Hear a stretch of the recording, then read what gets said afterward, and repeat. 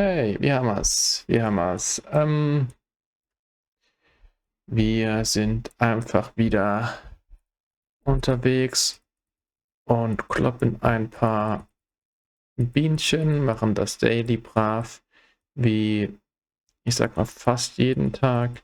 Ist im Moment etwas stressig, in meinem Privatleben hier immer ordentlich für Content zu sorgen. Wir haben es auch leider am Wochenende nicht hinbekommen, mit Sim und zusammen wieder einfach unser Gelabere aufzunehmen. Ich hoffe, dass wir das am kommenden Wochenende nachholen können. Ich wollte gerade sagen, ich kassiere so viel Schaden. Ich habe keine Pferdebuffs. Die hauen ganz schön rein gerade. Lecco mio. Aber ja, ich hoffe, dass wir das am Wochenende nachholen können. Und heute geht es eigentlich nur so ein bisschen drum, wir leveln mal auf Level 70, können dann den Axe-Crasher lernen und schnacken dabei so ein bisschen über das Weihnachtsevent, was gestern gestartet ist. Genau. Kriege ich irgendwie viel Damage? Kriege ich mehr Damage als sonst? Habe ich die richtige Rüstung an? Ja. Ach, weiß nicht. Vielleicht muss der Absolver einfach nur öfter ziehen. Genau, wir machen die normale Bienchen-Daily. Das ist die hier. Danach machen wir vielleicht noch die Hardys. Die geben jeweils 20 Millionen oder so ohne alles. Das schmeckt eigentlich immer ganz gut. Und bei denen hier, bei den Bienen, levelt es sich eigentlich recht in Ordnung. Der hat noch eigentlich immer seine Ruhe. Hier droppt nichts Besonderes. Das gehört auch zur Wahrheit dazu. Aber ich denke, wir sollten relativ zügig die letzten, wir haben schon 2% gemacht. Das wird, denke ich, recht schnell gehen. Ja, ihr seht, ich bin fast Level 70. Hab brav meine Dailies gemacht. Hab am Wochenende auch eine Lilie gemacht. Nee, dann hätte ich mit Simon was aufgenommen. Wie auch immer. Ich bin einfach durchs Daily machen und den Rest der Lilie kloppen hochkommen. Das geht recht angenehm. Und am 1. Dezember, sprich gestern, ist das Weihnachtsevent gestartet. Das ist wie erwartet, ist das wieder umfangreicher als ein reines Event. Es ist leider nicht das Plätzchen-Back-Event, was man vielleicht von Deja kennt. Was heißt leider? Die ist einfach so. Und zwar sammelt man diese, vielleicht droppt mal gleich eins. Wenn nicht, kennt ihr die bestimmt, diese Weihnachtskarten, wo man 9 Stück für ein ganzes Set braucht und dann kann man die eintauschen, um einmal Schere, Stein, Papier zu spielen und da kriegt man dann einen Weihnachtstoken für einen Lakarett und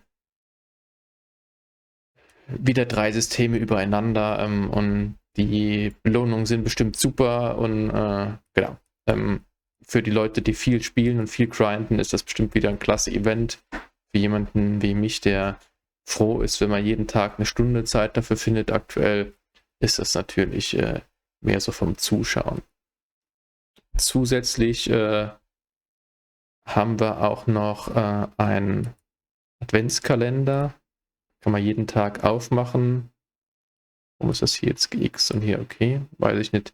Und jeden Tag ist ein kleines Präsent drin, was ganz schön ist. Die Event-Items holt man natürlich gerne mit. Dann gibt es auch einen neuen Raid-Boss. Das ist so ein Schneeungeheuer. Ich glaube, das ist einfach eins von den Models aus, wie heißt die Map?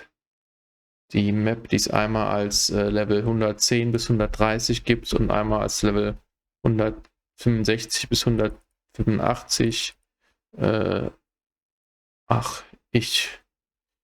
Wladimir heißt, glaube ich, die eine Stadt oder die eine Map auf Englisch und ich könnte es jetzt googeln, aber ich bin auch einfach zu faul. Ihr wisst bestimmt, was ich meine. Ich glaube, eins von diesen Monstern haben sie geholt oder ist es sogar einer von den Golem aus dem Cave, einfach in weiß. Ich weiß es nicht, sollten wir ihn hier spawnen?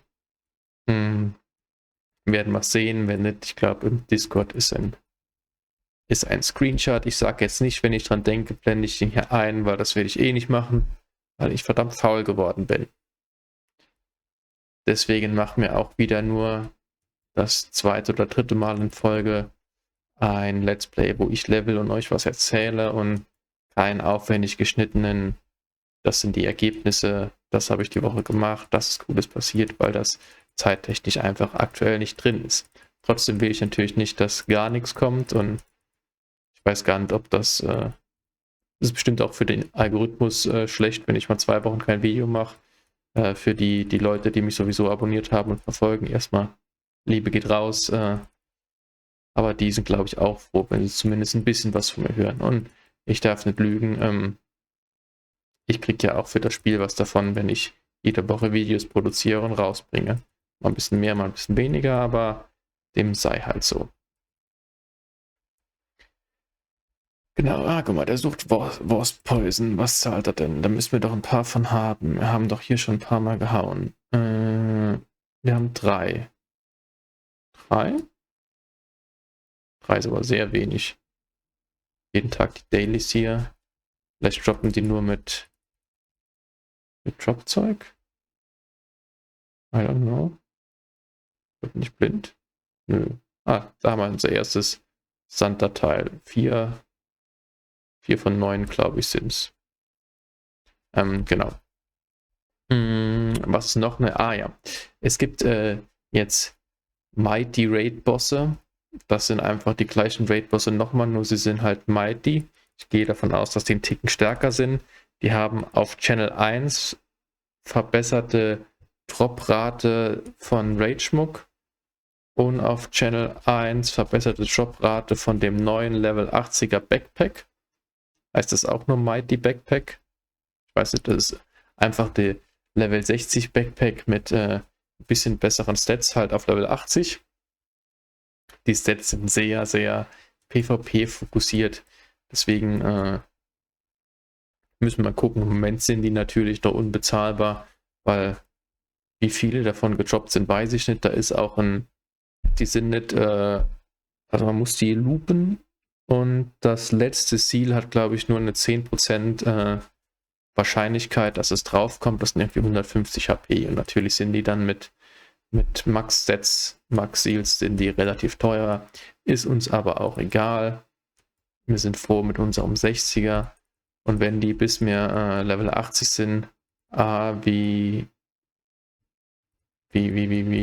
was weiß ich, wie Sand am Meer, das ist ein guter Vergleich, wie Sand am Meer auf dem Markt verfügbar sind, können wir uns ja so ein B4 oder B3, was das ist, wo dann das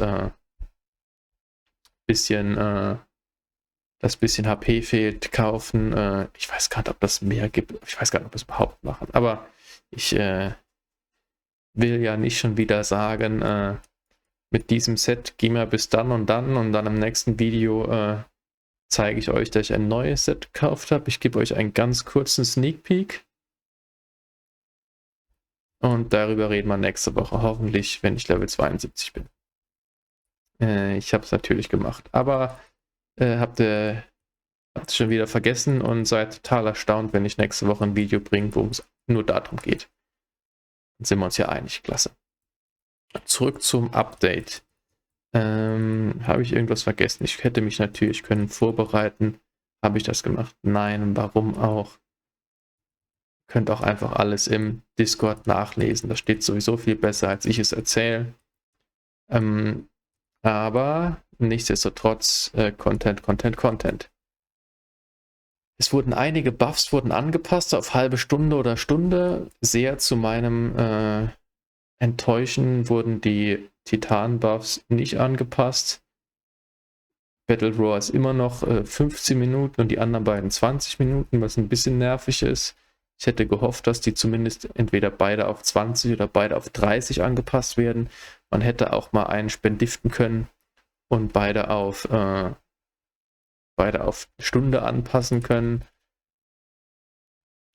Ist halt so, ist halt ein Highlander, der wird vernachlässigt, wenn ich nicht Welle mache, weil ich glaube, außer Mali gibt es sonst keinen ernsthaften Highlander hier auf dem Server, beziehungsweise ich habe noch keinen gesehen. Oder vielleicht habe ich auch bestimmt schon einen gesehen, vergesse es aber nur hier zu erwähnen oder habe seinen Namen vergessen. Tut mir unendlich leid. Wahrscheinlich gibt es schon ein paar Christmas Star, was kann ich damit denn machen? Ach, das sind die Dinger, die man im Baum hängen kann. Natürlich, weil ich nicht vergessen darf zu sagen, ist, dass auch dieses legendäre Drop-Buff-Ding wieder existiert. Das war damals, als der Night Shadow rausgekommen ist, in dem Weihnachtsevent konnte man sich doch am Baum einen Buff abholen, wo dann Droprate mal 4 ist, bis das Gamigo nach ein paar Wochen gepatcht hatte, weil das totaler Overkill war, weil bei jedem Samen auf einmal 6 Teile gedroppt sind und man damit so viel Gold machen konnte, allein vom NPC verkaufen, geschweige denn Lupen. Plus man konnte jeden Tag einen Ester herstellen, der 10 Lupen hatte oder so. Naja, schöne Zeit. Das gibt es auch wieder. Das ist hier irgendwie gestaffelt. Der Server muss genug Christbaumschmuck an den Baum bringen, dass der Buff sich auf mal 4 oder so erhöht. Und wenn ich jetzt sehe, die Fragmente nach 40 Monstern, 2 Drops. Was hier sind jetzt wirklich Monster, die total doof droppen. An die man total lang kloppt. Ich denke für einen Low-Level-Char, vielleicht bei Wölfen, weiß nicht, wie da die Droprate ist das kein schlechter Verdienst, weil ich glaube, die Dinger gehen auch so für 300, 400, 500k Gold, gehen die schon weg. Weiß nicht, wie viele Kills man bei den Wölfen so in einer Stunde macht, aber das werden schon einige sein. Vielleicht Tausende, 1000 durch 20, 50 von den Dingern, 25 Millionen, ja, mal hochrechnen, vielleicht doch nicht so geil, aber ist ein nicer Nebeneffekt zu dem, was sowieso alles schon droppt. Guck mal da, wir haben 100%. Wie witzig. Ihr seid jetzt live dabei, wie wir Level Up gehen. Schaut an, Level 70. Jetzt könnte ich natürlich zuerst zum Meister gehen. Das ist aber die Frage, ich habe gerade was, kann ich mir den Axe Crasher, braucht der Kohle, muss ich da Geld ausgeben für? Ich habe gar kein Gold, glaube ich. Ich habe nur 4 Millionen. Was kostet der denn? Ich glaube, der kostet ein paar Millionen. Das war jetzt sehr dumm von mir. Ich schiele gerade mal bei Simon ins Inventar. Der Simon ist reich genug. Der ist bestimmt froh, wenn er mir ein paar Millionen leihen kann, dass ich hier skillen kann. Lohnt es sich noch, das hier fertig zu machen? Oder gehen wir direkt zum wir können die 6 Minuten hauen wir noch und dann gehen wir skillen. Und vielleicht haben wir in den 6 Minuten haben wir es hier fertig. Ja, also an sich wieder ein großes Event. Viel zu tun. Was auch noch geändert wurde, wo Simon sehr begeistert davon ist, aber das kann er euch vielleicht die Tage selber erzählen. Die Quest Rotation wurde angepasst. Desto weniger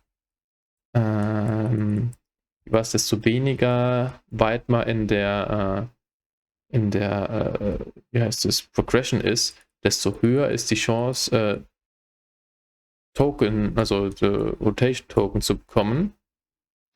Und ich glaube, Simon hat erzählt, dass er gestern bei seiner Rotation 6 Token bekommen hat. Ja, ich habe natürlich, ich weiß nicht, ob ich zu hoch bin, ob ich Pech hatte oder wie auch immer. Aber ich hatte heute in den normalen Case keinen einen drin. Oder sind das einfach, habe ich das falsch verstanden? Ne, man kriegt hier 3 Token auf einmal. Am Ende kriegt man die, cool. Da könnte man überlegen. Der Nachteil ist, die Rotation ist mittlerweile wirklich Abfuck. Also Egea-Monster sind ja okay, aber dass ich jetzt schon in den Turm muss und also das Level Up auf 68 und 69 war das, wo die so rapide verändert haben. Das war echt uncool, dass das jetzt so nervig geworden ist auf einmal. Was heißt nervig? Dass man sich jetzt ein bisschen anstrengen muss, um die Quest Rotation zu machen.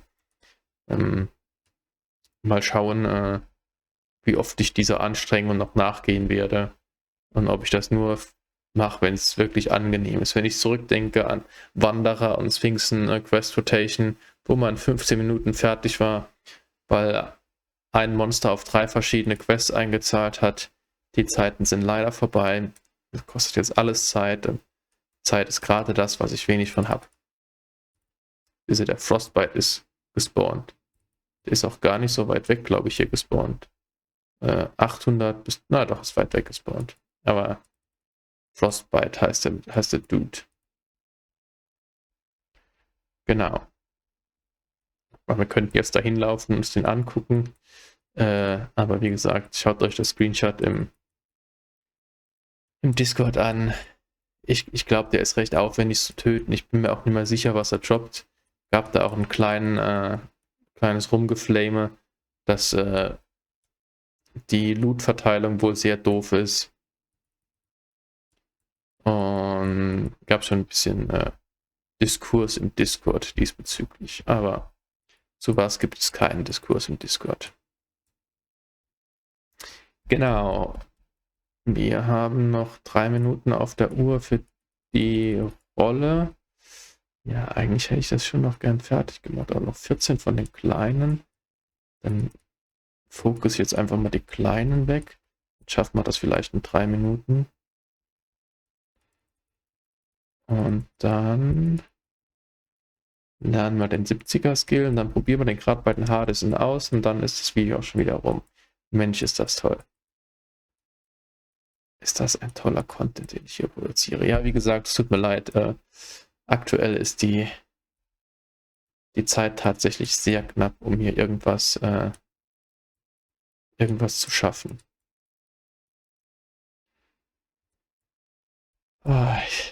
Vielleicht schafft es der Olle Simon ja bis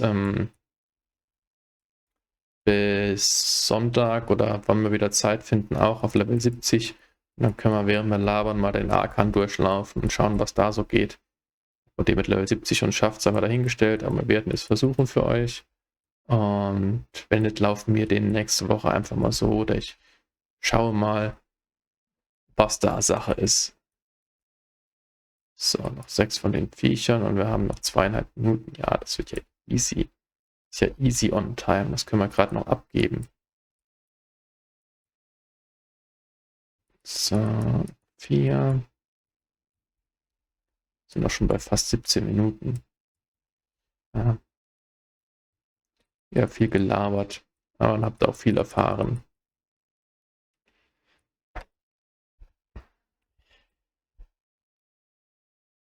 Ich habe die Tage mit den Admins geschrieben und der Konsens ist, oder die Idee für den Server ist, dass die sich möglichst nah an dem Original-Release von LC, an der Original-Timeline halten wollen.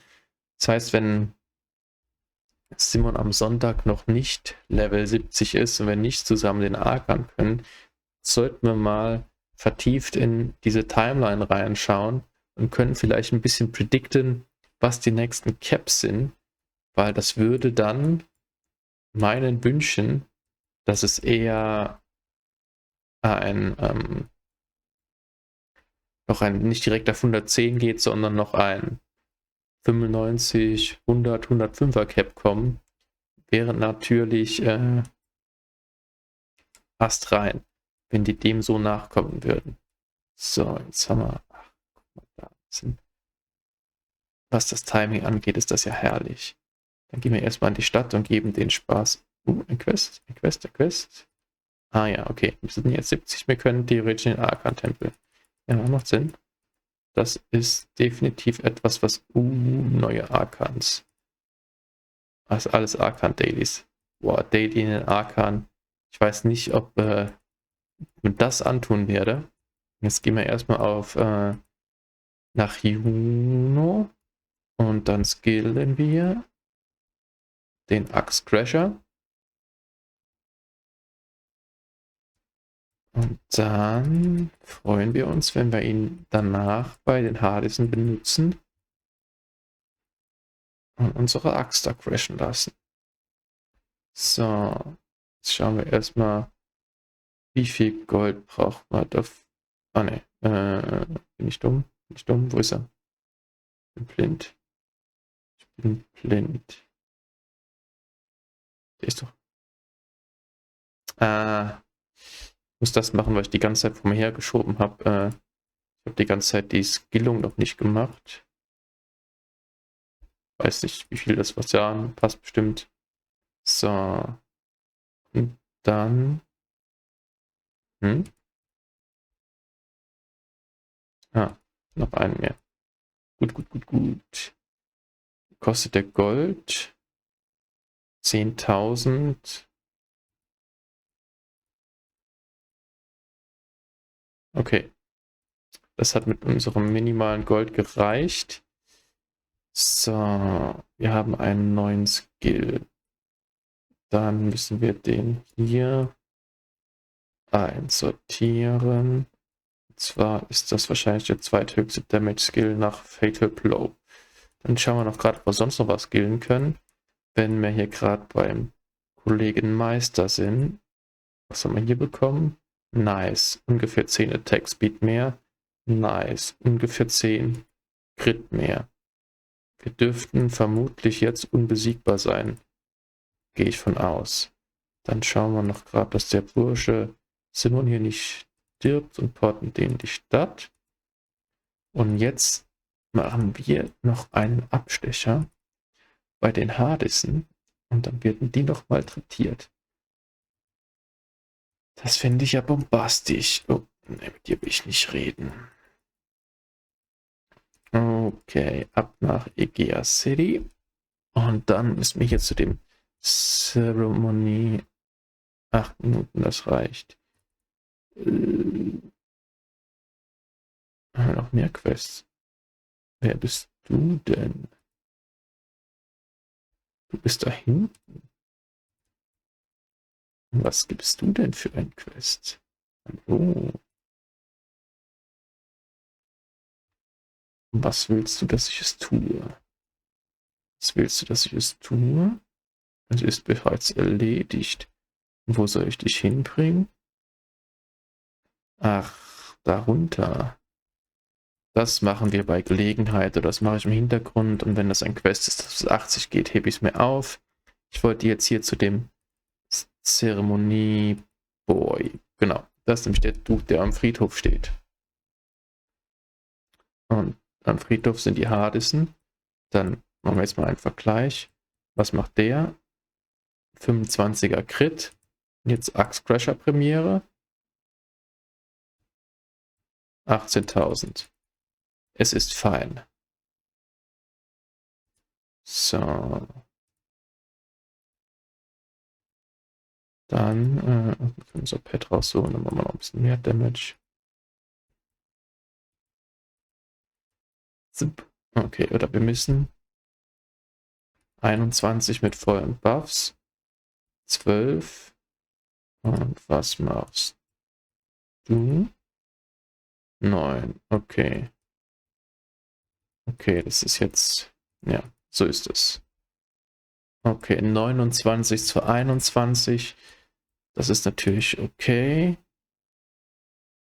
Aber der Cooldown ist deutlich länger. Dafür ist es Ranged Attack oder so Semi-Ranged Attack. Finde ich okay. Kann ich mit leben. Wir haben einen Skill mehr in der Rota. Dafür sind wir dankbar. Sind wir dankbar? Heißt ja eigentlich nur, dass ich mehr drücken muss und das Leveln unentspannter wird. Ja, wir sind dankbar. Vor allem für so einen Fernkämpfer-Skill, den wir reinkauen können, wenn wir irgendwo hinlaufen oder mal einen Mob dazu pullen wollen. Ist schon eine feine Sache. Das ist schon eine feine Sache. Macht der AOE im Vergleich. Die AOE macht 11. Aber geht auch auf bis zu 8 Targets. Ja. Ja, so ist das. So, okay. Ihr merkt, mir gehen die Worte aus, die ich euch hier noch erzählen kann. Und ich denke, das Video ist lang genug und hat eine dürftige Informationsdichte. Die müssen wir nicht noch runterdrücken, indem wir jetzt noch hier zugucken, wie ich die Hardisse fertig klopfe. Während ich versuche, den Satz so lange zu ziehen, dass ich noch 8 Hardisse klopfen kann. Nein, Spaß beiseite. Ich hoffe, dass ich euch das nächste Mal entweder zusammen mit Simon sehe, im Arkan sehe oder mit Level 22 sehe oder alles 3 der Fall ist. Und dann schauen wir, was als nächstes kommt. Ich wünsche euch auf jeden Fall was und wir hören uns beim nächsten Mal.